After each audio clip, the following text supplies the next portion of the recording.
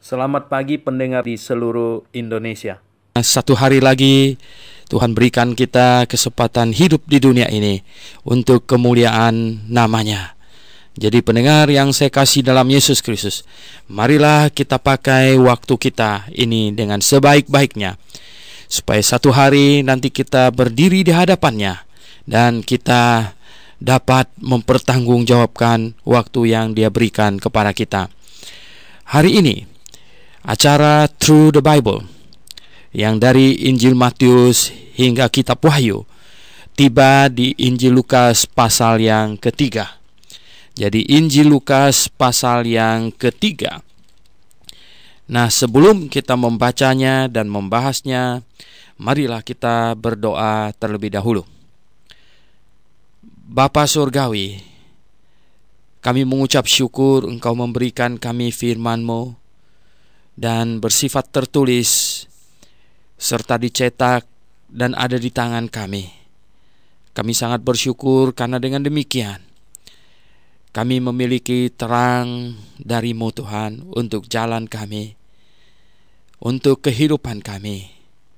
Dan berikanlah kami hati yang merindukannya, hati yang ingin memahaminya.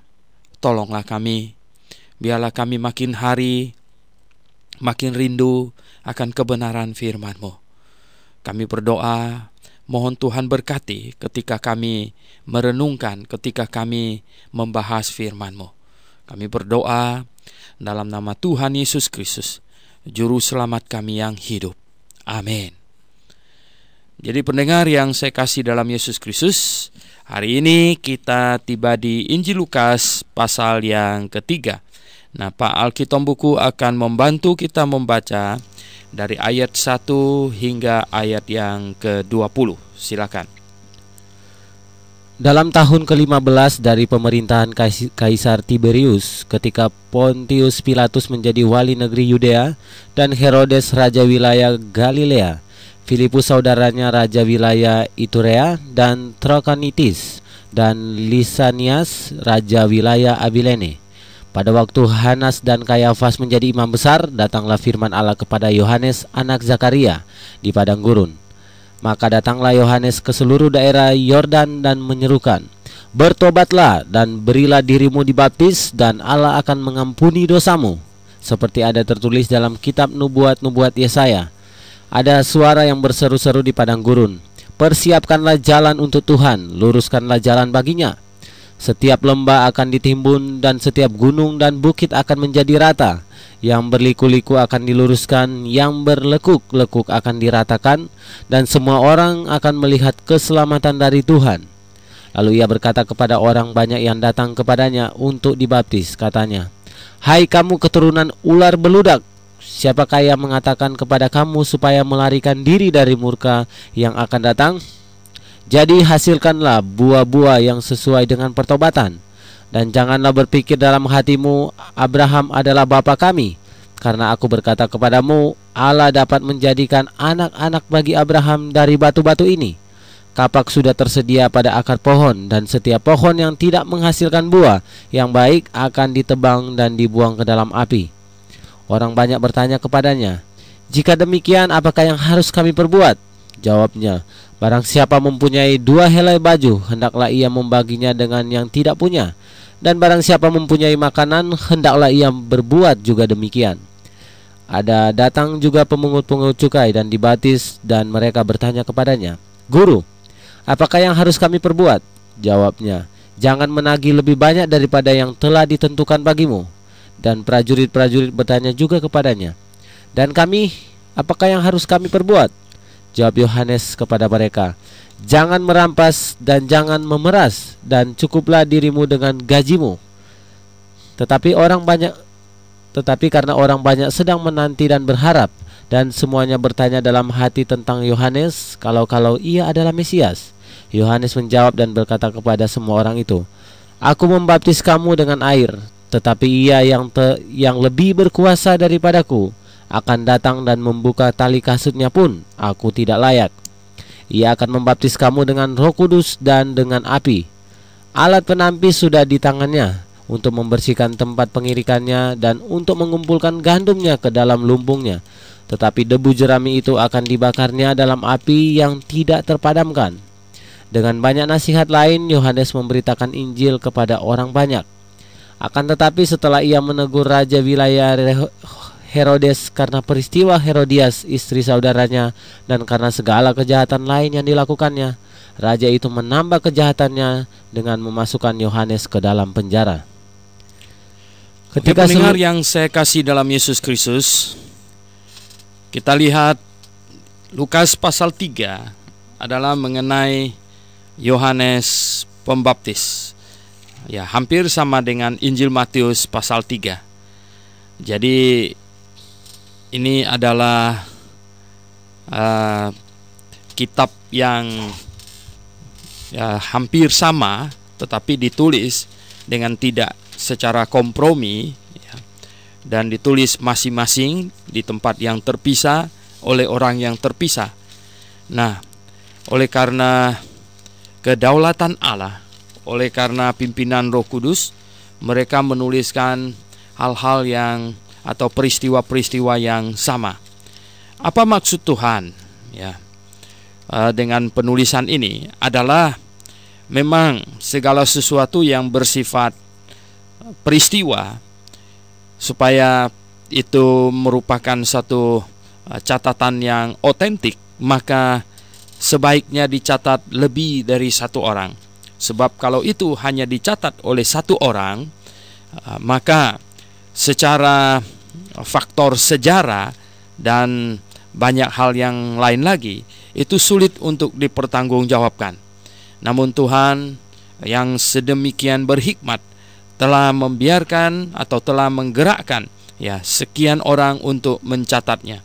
Dan Injil Lukas ini pasal 3 adalah mengenai Yohanes Pembaptis. Dan catatan yang satu saling melengkapi catatan yang lain.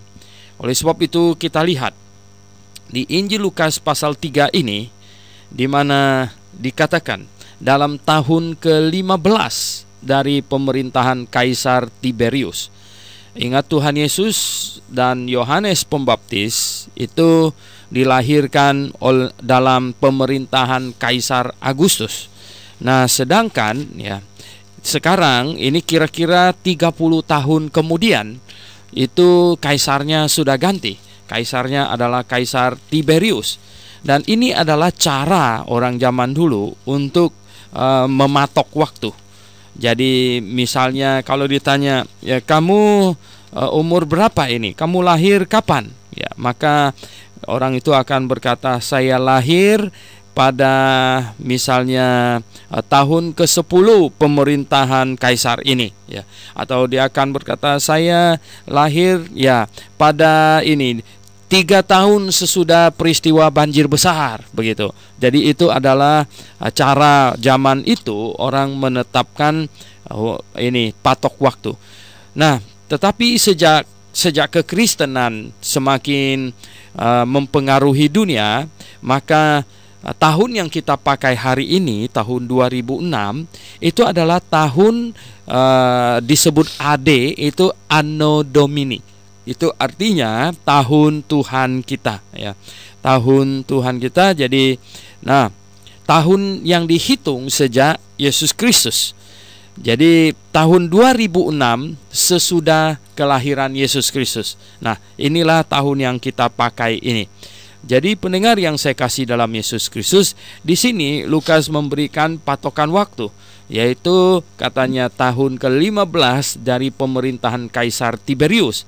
Nah, ketika Pontius Pilatus menjadi wali negeri di Yudea, dan Herodes raja wilayah Galilea, Filipus, ini Herodes Filipus saudaranya, raja wilayah di Iturea, yaitu di sebelah utara di sana, ya, dan Trakonitis, ya, dan Lisanias raja wilayah Abilene. Jadi ini adalah ini tonggak waktu atau ya kita sebut ini sebagai monumen untuk menentukan kapan peristiwa itu terjadi. Jadi Pendengar yang saya kasih dalam Yesus Kristus, oleh sebab itulah maka tanda-tanda ini diberikan oleh Lukas. Dan katanya yang secara rohani pada waktu itu Hanas dan Kayafas menjadi imam besar. Nah, bagaimana bisa ada dua orang jadi imam besar? Dan sejarah memberitahukan kepada kita bahwa Kayafas itu adalah menantu dari Hanas, ya.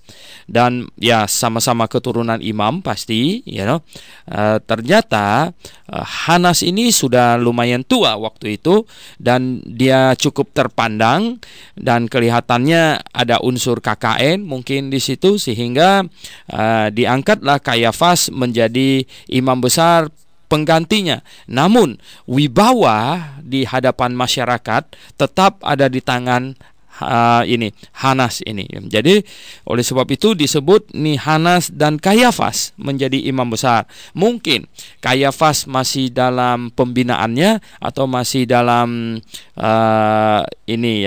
pergantian wewenang dan lain sebagainya, dan Kayafas belum begitu berwibawa, sementara Hanas sudah sangat berwibawa karena dia sudah tua sekali begitu. Dan katanya, dan justru pada masa itu, yaitu sekitar Yohanes berumur 30-an tahun, ya Tuhan Yesus juga kurang lebih, karena mereka hanya selisih 6 bulan. Dan pada waktu itu katanya, datanglah Yohanes, ya katanya, ini firman Tuhan datang kepada Yohanes yang ada di padang gurun, karena dia menyendiri. Yohanes ini mengasingkan diri dari kehidupan masyarakat di Yudea di sana. Jadi dia pergi di padang gurun di sana menyendiri, ya. Dan dia memang agak mungkin orang tidak tahu mengapa dia menyendiri, karena sebenarnya dia menghidupi kehidupannya Elia, dan bajunya juga sama seperti yang dipakai oleh Elia, dan bahkan ikat pinggangnya sama. Dan kita tidak tahu apakah Elia makan belalang, ya, dan madu hutan seperti yang dimakan oleh Yohanes Pembaptis ini. Yang jelas bahwa Yohanes Pembaptis menghidupi satu kehidupan yang sama seperti Elia. Nah, pendengar yang saya kasih dalam Yesus Kristus, datang firman Tuhan kepadanya, katanya. Dan Yohanes, ya, yang menerima firman Tuhan, katanya, itu mengunjungi seluruh daerah Yordan dan menyerukan, ya. Mungkin dia berjalan dan berteriak-teriak, ya, bertobatlah dan berilah dirimu dibaptis dan Allah akan mengampuni dosamu, katanya. Dan ini, jadi dia berseru-seru. Nah, barulah dikatakan kepadanya sebagaimana dinubuatkan oleh Nabi Yesaya. Nah, Nabi Yesaya menubuatkannya di dalam Yesaya pasal 40 ayat 3 dan 5, ya. Yesaya pasal 40 ayat 3 dan 5 ada nubuatan di situ, dikutip oleh Lukas di sini. Ada suara yang berseru-seru di padang gurun, persiapkanlah jalan untuk Tuhan, luruskanlah jalan baginya. Setiap lembah akan ditimbun dan setiap gunung dan bukit akan menjadi rata. Yang berliku-liku akan diluruskan, yang berlekuk-lekuk akan diratakan, dan semua orang akan melihat keselamatan yang dari Tuhan. Ya, nubuatan Nabi Yesaya ini adalah nubuatan tentang kedatangan forerunner, kedatangan pembuka jalan bagi Sang Juru Selamat, yaitu suara yang berseru-seru di padang gurun, ya. Nah, di situ sudah dikatakan bahwa berseru-seru di padang gurun. Oleh sebab itulah maka Yohanes, ya, datang dari padang gurun dan berseru-seru, persiapkanlah jalan untuk Tuhan, luruskanlah jalan baginya, ya, luruskanlah jalan baginya. Jadi itulah tugasnya Yohanes Pembaptis, yaitu mempersiapkan jalan untuk Tuhan, meluruskan jalan baginya, ya. Jadi setiap lembah akan ditimbun dan setiap gunung dan bukit akan diratakan, ya. Ya seperti hari ini kita buat jalan, kalau ada lekukan ke bawah ditimbun, kalau ada yang meninggi kita pangkas, gitu.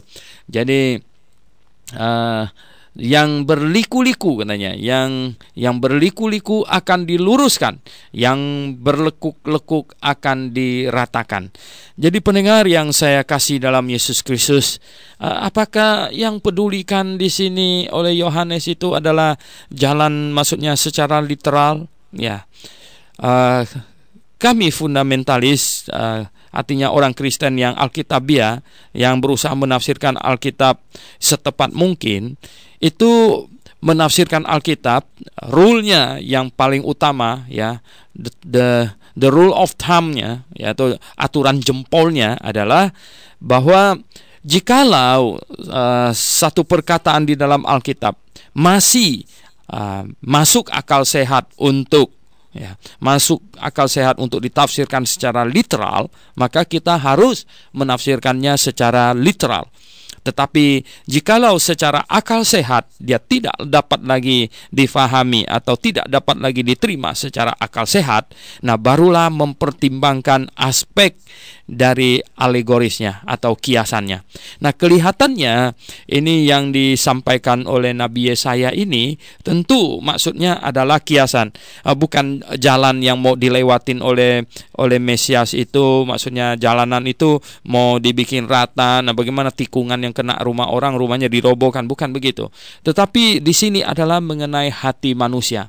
Tentu mengenai hati manusia. Hati manusia yang bengkok-bengkok itu harus diluruskan, ya. Hati manusia yang tidak rata itu, ya, yang penuh dengan lembah kecurangan dan lain sebagainya, itu harus diratakan. Nah, itu maksudnya. Jadi Yohanes Pembaptis datang, dia punya tugas untuk membereskan hati orang-orang Yahudi yang hidup pada zaman itu, karena Sang Juru Selamat atau Mesias yang dijanjikan kepada bapak-bapak leluhur mereka itu sebentar lagi akan muncul. Dan sebenarnya ini menyangkut, ya, janji Allah kepada Daud bahwa salah satu keturunannya akan menjadi raja dan akan memerintah selama-lamanya. Jadi Daud pun faham bahwa Sang Juru Selamat atau Mesias akan lahir dari keturunannya. Dan oleh sebab itulah, pendengar yang saya kasih dalam Yesus Kristus, bahwa ini nubuatan ini adalah nubuatan yang bersangkut paut dengan Mesias amat sangat. Jadi Mesias datang dan Yohanes Pembaptis membereskan hati orang terlebih dahulu. Kemudian Mesias datang dan mereka menyambutnya dengan penuh sukacita, dan akhirnya mereka akan dianiaya oleh pemerintah Roma pada waktu itu selama 7 tahun masuk masa penganiayaan, dan Yesus tentu akan disalibkan, karena jikalau dia diterima oleh bangsa Yahudi sebagai raja mereka, sebagai Mesias mereka, pemerintah Roma yang sedang menjajah mereka pasti akan kirim pasukan dan akan menghabisi dia, dan kemudian tetap juga dia akan menyalibkannya, dan Tuhan Yesus bangkit. Namun beda sekali, dia disalibkan karena ditolak oleh bangsa Yahudi dengan dia disalibkan karena diterima oleh bangsa Yahudi. Ini dua hal yang berbeda. Nah, kalau dia disalibkan karena diterima oleh bangsa Yahudi, maka dia bangkit dan dia akan segera, ya, dan dia akan segera mendirikan, ya, kerajaan 1000 tahun atau kerajaan Daud yang dijanjikan itu. Oleh sebab itu, pendengar yang saya kasih dalam Yesus Kristus, nah, khotbah di bukit dan juga pengajaran Yohanes Pembaptis semuanya mengarah ke situ. Ya, kita lihat katanya sampai di ayat 6, dan semua orang akan melihat keselamatan yang dari Tuhan. Jadi betapa indahnya dan betapa agungnya kedatangan Sang Juru Selamat, kedatangan Mesias, Raja segala raja, keturunan Daud yang akan menduduki tahta Daud untuk selama-lamanya. Nah, Yohanes Pembaptis sebagai seorang, ya, yang diutus dalam rupa Elia dan dalam roh Elia dan dalam ini kapasitas sebagai Elia yang dikatakan akan berjalan lebih dulu, akan membuka jalan bagi Sang Mesias. Dia berseru, ya, dan kemudian katanya kepada orang banyak itu, ya, dan orang banyak itu datang kepadanya untuk dibaptis. Terus dia berkata kepada mereka, wah, khotbahnya Yohanes Pembaptis ini keras sekali ya, keras sekali. Hai kamu keturunan ular beludak, katanya. Waduh, ini ular beludak itu adalah ular yang paling berbisa di daerah Timur Tengah di sana ya. Ular beludak, bayangkan, dibilang keturunan ular beludak. Ini orang sekarang ini dibilang orang berdosa saja sudah marah, belum dikatakan ular beludak. Bayangkan ya, betapa manusia itu sombong dan manusia itu tidak tahu diri di hadapan Allah. Ya, padahal ya memang kita adalah orang berdosa. Ya, bukan karena dosa kita banyak lalu kita akan masuk ke neraka. Cukup ada setitik dosa saja kita sudah tidak bisa masuk surga, karena surga tempat yang maha kudus. Jadi pendengar yang saya kasih dalam Yesus Kristus, kita lihat di sini katanya, keturunan ular beludak, siapakah yang mengatakan kepada kamu untuk melarikan diri dari murka Allah yang akan datang, katanya. Jadi hasilkanlah buah-buah yang sesuai dengan pertobatan, dan janganlah berpikir dalam hatimu ya, Abraham adalah bapa kami, karena aku berkata kepadamu, Allah dapat menjadikan anak-anak bagi Abraham dari batu-batu ini ya. Kapak sudah tersedia pada akar pohon, dan setiap pohon yang tidak menghasilkan buah yang baik akan ditebang dan dibuang ke dalam api.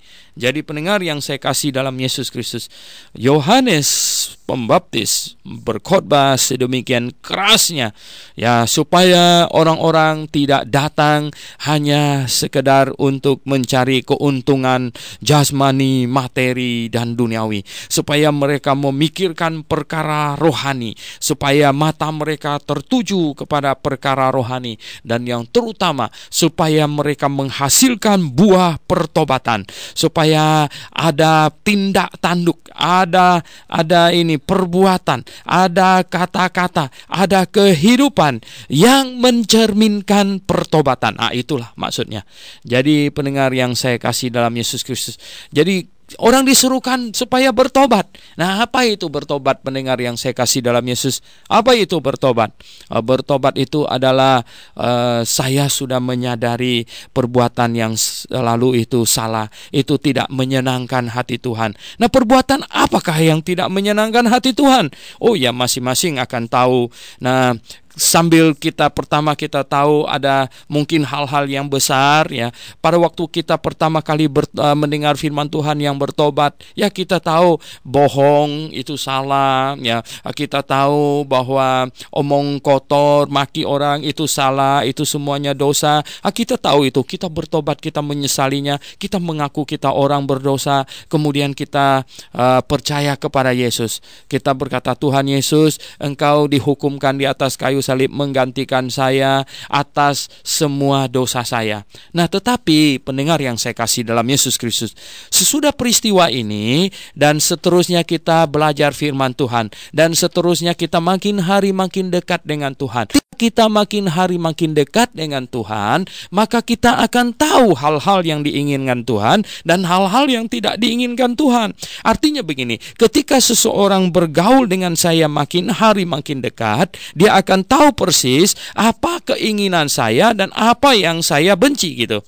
Jadi pendengar yang saya kasih dalam Yesus Kristus, akhirnya ketika seseorang bertobat dan hidup makin dekat dengan Tuhan, dia akan tahu hal-hal yang Tuhan suka dan hal-hal yang Tuhan tidak suka. Dari mana kita tahu? Bukan dibisikin di telinga kita, nanti itu bisa kacau ya.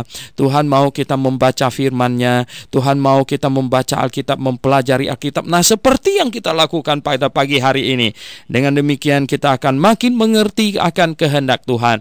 Kita akan mengerti musik mana yang Tuhan suka, musik mana yang Tuhan tidak suka ya. Apakah ada musik rohani dan ada musik duniawi? Oh, jelas ada ya, jelas ada. Mengingat Lucifer juga adalah jago musik di sorga di sana. Ketika dia berdosa, dia dilempar ke bumi ini dan dia nggak mau ketinggalan bawa alat musiknya. Baca di dalam Yesaya pasal 14 itu ya, katanya dia membawa gambus-gambusnya turun. Nah, pendengar yang saya kasih dalam Yesus Kristus, dia berusaha mengacaukan dunia ini dengan musiknya. Oleh sebab itu pendengar yang saya kasih dalam Yesus Kristus, hati-hatilah dengan musik ini, karena dengan musiklah antikristus, dengan musiklah si Lucifer ini menyusup masuk ke dalam gereja. Sekali lagi saya ingin katakan kepada Anda bahwa jikalau gerejamu bernyanyi tidak dapat lagi dibedakan dari dunia bernyanyi, maka hanya ada dua kemungkinan. Kalau bukan dunia sudah makin rohani, pasti gerejamu sudah makin duniawi.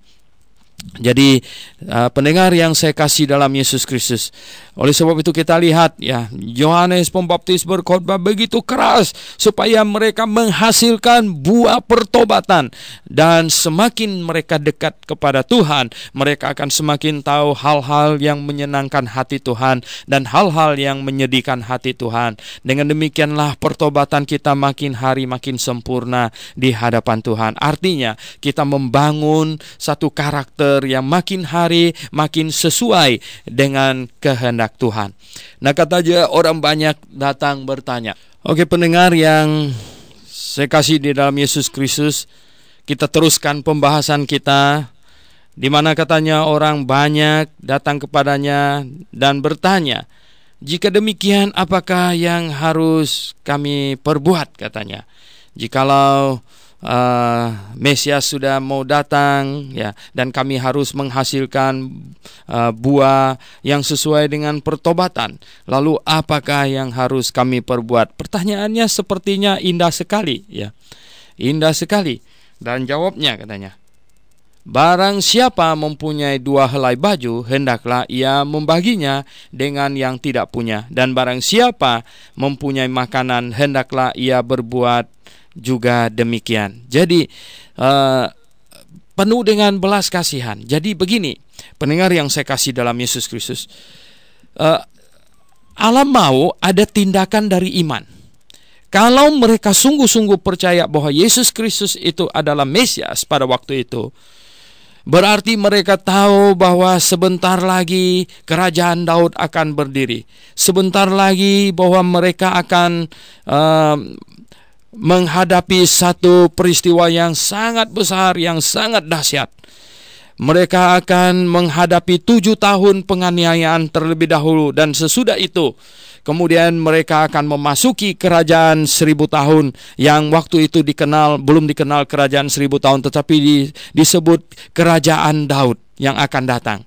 Nah, pendengar yang saya kasih dalam Tuhan, jikalau seseorang yakin bahwa Yesus adalah Mesias, maka berarti sebenarnya dia perlu menjual rumahnya, ya, dia perlu kalau punya baju 2 helai bagikan orang 1 helai. Karena apa? Karena kalau semua orang Yahudi menyambut Yesus sebagai juru selamat mereka, berarti sebentar lagi mereka akan dihantam oleh pasukan dari Roma di sana, dan Mesias akan ditangkap ya, kemudian akan disalibkan. Jadi pendengar yang saya kasih dalam Tuhan Yesus, nah, kalau engkau berkata engkau percaya bahwa Yesus adalah Mesias, lalu apa tindakanmu? Apakah tindakanmu? Ya, Tuhan mau ada tindakan iman. Betulkah saya percaya Yesus Kristus itu adalah juru selamat? Nah, sekarang hari ini jikalau kita percaya Yesus Kristus adalah juru selamat, kita bertobat dan percaya Yesus Kristus adalah juru selamat, apakah tindakan iman kita? Tindakan iman kita adalah apa? Memakai waktu kita sebanyak mungkin untuk memenangkan jiwa baginya, karena kita tahu api neraka sedang datang. Orang-orang ini semuanya akan masuk ke neraka jikalau mereka tidak bertobat dan percaya kepada Yesus Kristus. Jadi pendengar yang saya kasih dalam Tuhan Yesus, apa tindakan iman kita? Tindakan iman kita adalah kita memakai uang kita persembahkan supaya apa? Supaya bisa dipakai untuk menyelamatkan sebanyak mungkin orang. Pendengar yang saya kasih dalam Yesus Kristus, kita tidak bermaksud untuk mencelakai orang, karena kita tahu malapetaka datang, ya. Api neraka sedang menunggu dan orang berjalan menuju ke situ. Oleh sebab itu kita mau supaya mereka diselamatkan, bukan dengan cara memaksa mereka. Karena kalau kita memaksa mereka dengan cara paksa, itu bukan sesuatu yang positif, yang baik jikalau paksa. Makanan yang enak selalu hanya ditawarkan. Kalau dipaksakan itu racun. Jadi pendengar yang saya kasih dalam Tuhan Yesus, jikalau kita percaya Yesus Kristus adalah Mesias, dan apa tindakan iman kita? Jikalau pada waktu zaman Yohanes Pembaptis orang percaya Yesus Kristus adalah Mesias juru selamat, apa tindakan mereka? Harus ada tindakan iman yang nyata. Jadi pendengar yang saya kasih dalam Yesus Kristus, lihat, kemudian pemungut cukai juga datang, katanya minta dibaptis, dan mereka juga bertanya, "Guru, apakah yang harus kami perbuat?" Jawabnya, "Jangan menagih lebih banyak daripada yang telah ditentukan bagimu." Ya, jadi pemungut cukai sebenarnya nggak salah. Di semua zaman ada pemungut cukai. Hari ini juga ada pemungut cukai. Tetapi di segala zaman, ya, bahwa pemungut cukai selalu bertindak melampaui batas yang semestinya. Mereka sangat gampang tergoda untuk memeras orang. Oh, zaman sekarang lebih-lebih lagi di banyak negara, ya, di mana pemungut cukainya datang, ya toh, wah, ngobrak-ngabrik pembukuan orang dan lain sebagainya. Kemudian orang mulai diperas, ya toh. Nah, sebagian masuk ke kas, sebagian masuk ke kasnya dia sendiri. Jadi pendengar yang saya kasih dalam Yesus Kristus, oleh sebab itu pemungut cukai pada zamannya Yohanes Pembaptis itu adalah profesi yang sangat dibenci oleh masyarakat waktu itu. Karena apa? Karena mereka selalu menagih lebih dari porsi yang ditetapkan. Jadi jikalau seorang pemungut cukai menagih sesuai dengan porsi yang ditetapkan baginya, tentu tidak salah. Dan bahkan sebenarnya sistem cukai itu sendiri, ya, banyak yang sebenarnya mengandung kejahatan di dalamnya. Mengandung kejahatan. Mengapa saya katakan demikian? Ada banyak negara yang memakai sistem di mana orang yang lebih kaya dipajak lebih tinggi, ya. Ini harga airnya dimahalkan, ya toh. Seperti ini yang ada ini, harga air di perumahan lebih mahal, harga listrik di perumahan lebih mahal, dan segala macam itu. Sebenarnya ini tidak benar, ya. Ini sama sekali tidak benar. Mengapa? Negara tidak pantas untuk menjadi Robin Hood, untuk merampokin orang kaya dan bagikan kepada orang miskin. Nah, negara boleh menghimbau kiranya orang-orang yang punya uang, ya toh, nah, bermurah hati. Tetapi negara harus adil. Adil namanya. Adil itu apa? Ya toh? Ya, adil itu artinya, ya, dibayar sesuai dengan apa sepatutnya, begitu. Jadi bukan poluse merampasin duit orang kaya untuk dibagikan kepada orang miskin, bukan demikian, ya. Jangan menjadi Robin Hood zaman modern, gitu, ya. Jadi pendengar yang saya kasih dalam Yesus Kristus, banyak negara melakukan hal yang demikian. Nah, saya berkata bahwa sesungguhnya itu tidak patut kalau ditinjau dari segi keadilan. Nah, jadi pendengar yang saya kasih dalam Tuhan, kemudian katanya datang juga ini prajurit. Ada juga prajurit yang datang bertobat dan menyerahkan diri dibaptis. Dan katanya, dan kami, apakah yang harus kami perbuat? Ya, jawab Yohanes kepada mereka, jangan merampas dan jangan memeras, dan cukupkanlah dirimu dengan gajimu. Jadi pendengar yang saya kasih dalam Yesus Kristus, apakah jadi tentara sebuah negara itu salah? Nah, kalau ada musuh datang, ya tembak saja. Nah, bagaimana jadi hakim? Apakah orang Kristen yang Alkitabiah boleh jadi hakim? Ya boleh saja. Jadi hakimlah yang baik, yang mengadili sesuai dengan kitab undang-undang yang ada di tangan. Jangan dilebihkan dan jangan dikurangi. Maka Anda sudah menjadi hakim yang memuliakan Allah. Apakah orang Kristen boleh jadi algojo kalau gitu? Ya, jadi algojo. Oh, boleh saja, ya. Dan bukan dia yang membunuh orang, tapi hakim atas ini undang-undang, ya, sudah menjatuhkan orang itu hukuman mati. Jadi dia menjadi pelaksana, tidak jadi masalah. Nah, bagaimana dengan hukuman mati ini? Pendengar yang saya kasih dalam Yesus Kristus, orang Kristen Alkitabiah mendukung hukuman mati. Dan hukuman mati itu adalah Alkitabiah. Baca di dalam kitab Kejadian pasal 9 ayat 6 di situ, ya. Barang siapa yang menumpahkan darah orang, maka darahnya harus ditumpahkan. Tetapi bukan kita sendiri yang pergi kejar orang itu ke rumah dan mau bunuh dia.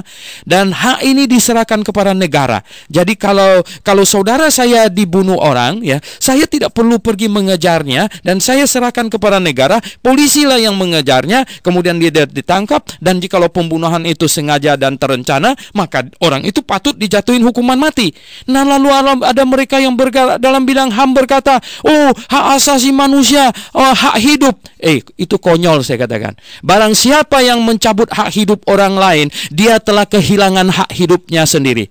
Jadi pendengar yang saya kasih dalam Yesus Kristus. Nah, orang Kristen harus tahu dia berdiri di mana. Kita berdiri di mana. Yang mengenai ada orang dihukum mati belum lama ini di negara kita. Bagi saya bukan masalah hukuman matinya. Bagi saya adalah apakah itu sudah diadili dengan benar gitu. Ini yang paling penting ya. Apakah betul-betul mereka adalah orang yang bersalah atau sesungguhnya mereka hanya kambing hitam? Ini persoalannya di sini. Jadi pendengar yang saya kasih dalam Yesus Kristus, orang Kristen harus tahu di mana kita berdiri. Jadi prajurit-prajurit diperingatkan oleh Yohanes, asal kamu menjalankan tugas kamu yang diberikan oleh negara kepada kamu, maka engkau tidak bersalah. Ya. Karena apa? Karena engkau prajurit. Jadi seorang prajurit itu menjaga keamanan negaranya, itu tanggung jawabnya. Seorang polisi menjaga keamanan masyarakat, itu tanggung jawabnya. Seorang hakim mengadili sesuai dengan undang-undang, itu tanggung jawabnya. Anggota parlemen membuat undang-undang yang sesuai dengan akal sehat dan yang tidak bertentangan dengan hak asasi manusia, itu tanggung jawabnya. Jadi masing-masing punya tanggung jawab. Kalau kita menjalankan tugas sesuai dengan tanggung jawab kita, maka kita tidak bersalah.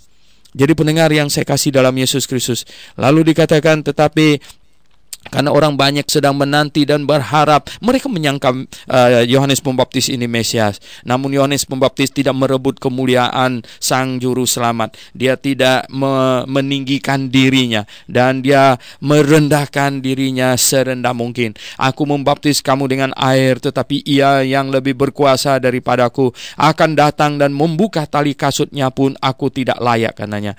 Ia akan membaptis kamu dengan Roh Kudus dan dengan api. Nah, katanya. Jadi dia menunjuk kepada Tuhan Yesus. Yohanes Pembaptis bilang, aku bukan Mesias, akan datang Dia. Nah, itu baru Mesias, ya. Itu Sang Juru Selamat. Dia Allah yang Maha Tinggi. Lihat betapa Yohanes Pembaptis merendahkan diri, membuka tali sepatunya saja tidak layak, ya. Jangankan mau nenteng jubahnya, ya, dan lain sebagainya. Membuka tali kasutnya, tali sendalnya saja aku tidak layak, katanya. Dan dia akan membaptis dengan Roh Kudus dan api, katanya. Nah, kedatangannya yang pertama sesudah kembali ke sorga pada hari Pantekosta, dia membaptis dengan Roh Kudus. Nanti kedatangan yang kedua kali, dia akan membaptis dengan api. Nah, pada waktu itu dia akan menghanguskan orang-orang yang perlu dihanguskan. Jadi pendengar yang saya kasih dalam Yesus Kristus, kemudian dikata Sang Juru Selamat itu alat penampi sudah di tangannya, dan dia akan menampi. Dan siapa yang kedapatan ini tidak ada isinya, siapa yang kedapatan seperti ini kulit padi gitu ya, akan terbang, ya, biar dia terbang. Nah, debu, jerami semuanya, ya, tuh akan dibakarnya, dan api yang tidak dengan api yang tidak terpadamkan. Jadi pendengar yang saya kasih dalam Yesus Kristus, ada banyak nasihat lagi katanya yang disampaikan oleh Yohanes. Di sini hanya tulis ringkasannya saja.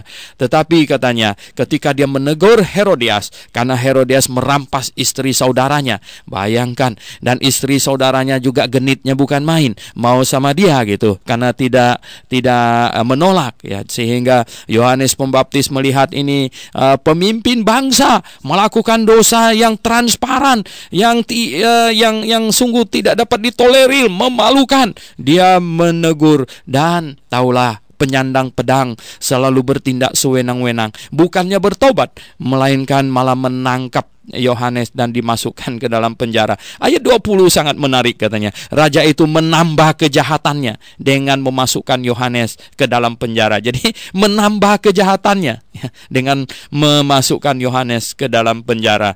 Ya, Herodes sudah cukup banyak kejahatan sebenarnya yang dia lakukan, baru di sini dikatakan menambah kejahatannya.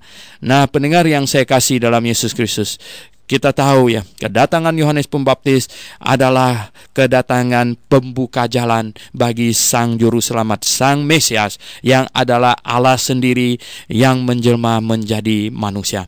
Nah, berikut kita akan melihat dari ayat 21 sampai ayat yang ke-37. Nah, Pak Alkitab Buku silakan membantu kita membacanya. Ketika seluruh orang banyak itu telah dibaptis, dan ketika Yesus juga dibaptis dan sedang berdoa, terbukalah langit dan turunlah Roh Kudus dalam rupa burung merpati ke atasnya, dan terdengarlah suara dari langit, Engkaulah anakku yang kukasihi, kepadamulah aku berkenan. Ketika Yesus memulai pekerjaannya, ia berumur kira-kira 30 tahun, dan menurut anggapan orang, ia adalah anak Yusuf, anak Eli, anak Matat, anak Lewi, anak Malki, anak Yanai, anak Yusuf, anak Matisa, anak Amos, anak Nahum, anak Hesli, anak Nagai, anak Maat, anak Matisa, anak Simei, anak Yosek, anak Yoda, anak Yohanan, anak Resa, anak Zerubabel, anak Setiel, anak Neri, anak Malki, anak Adi, anak Kosam, anak Elmadam, anak anak Yesua, anak Eliezer, anak Yorim, anak Matat, anak Lewi, anak Simeon, anak Yudea, anak Yusuf, anak Yonam, anak Eliakim, anak Melea, anak Mina, anak Matata, anak Natan, anak Daud, anak Isai, anak Obed, anak Boas, anak Salmon, anak Nahason, anak Aminadab, anak Admin, anak Arni, anak Hasron, anak Peres, anak Yehuda, anak Yakub, anak Ishak, anak Abraham, anak Tera, anak Nahor, anak Serug, anak Rehu, anak Pelek, anak Eber, anak Salmon, anak Kenan, anak Arpaksad, anak Sem, anak Nuh, anak Lamek, anak Metusala, anak Henok, anak Yared, anak Mahalalel, anak Kenan, anak Enos, anak Set, anak Adam, anak Allah. Wah, luar biasa. Ini catatan yang sungguh luar biasa. Tapi kita lihat dulu ayat 21 dan 22 di sini katanya. Dan Yesus Kristus memberi diri dibaptis juga. Banyak orang bertanya, mengapa Yesus dibaptis?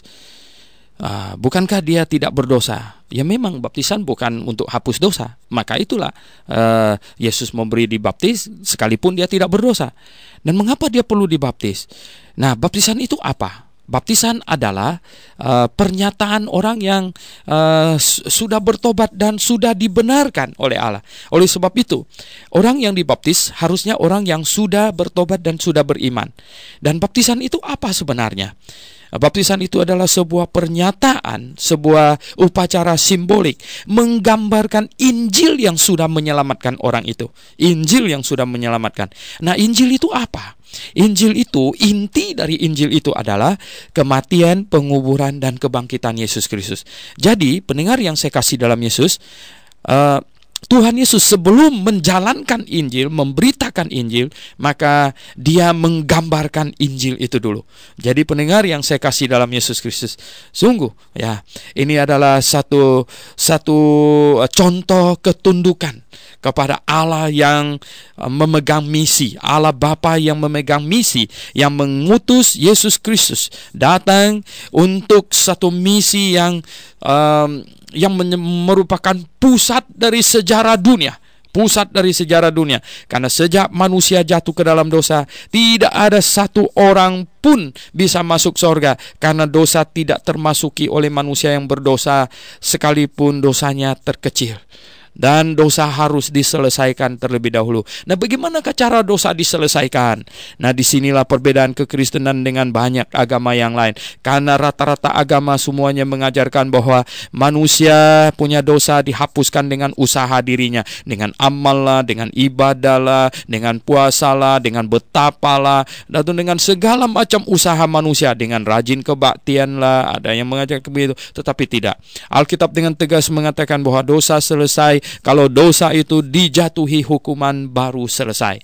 Nah, itulah sebabnya ketika manusia jatuh ke dalam dosa, Allah segera janji untuk kirim juru selamat.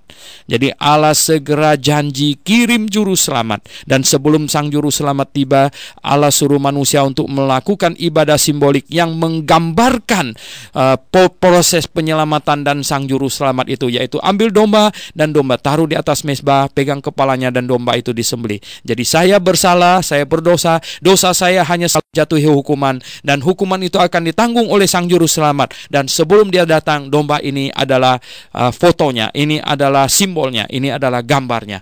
Jadi itulah sebabnya Yesus Kristus datang, dan dia akan menghayati berita baik yang dibawa oleh dirinya itu, berita baik yang akan dijalankannya. Dan sebelum semua itu di start, dia menggambarkannya dulu melalui suatu ibadah, yaitu menyerahkan diri, ditenggelamkan ke dalam air sebagai lambang mati dan dikuburkan, kemudian ditarik keluar. Dan pendengar yang saya kasih dalam Yesus Kristus, kita lihat di sini, tidak ada bayi yang dibawa baptis, karena semua yang datang ke Sungai Yordan itu jalan sendiri punya. Tidak ada satu orang pun yang gendong bayinya ke situ untuk dibaptis dan lain sebagainya. Dan tidak ada yang namanya baptisan percik. Karena apa? Karena dibaptis di Sungai Yordan, bukan dibaptis di halaman Bait Allah. Kalau dibaptis di halaman Bait Allah, kita tahu itu mungkin percik ini, ya itu pun masih mungkin, you know. Tetapi karena dibaptis di Sungai Yordan, kita tahu persis bahwa itu tidak dibaptis dengan percik, dan tidak ada bayi yang dibaptis oleh Yohanes Pembaptis.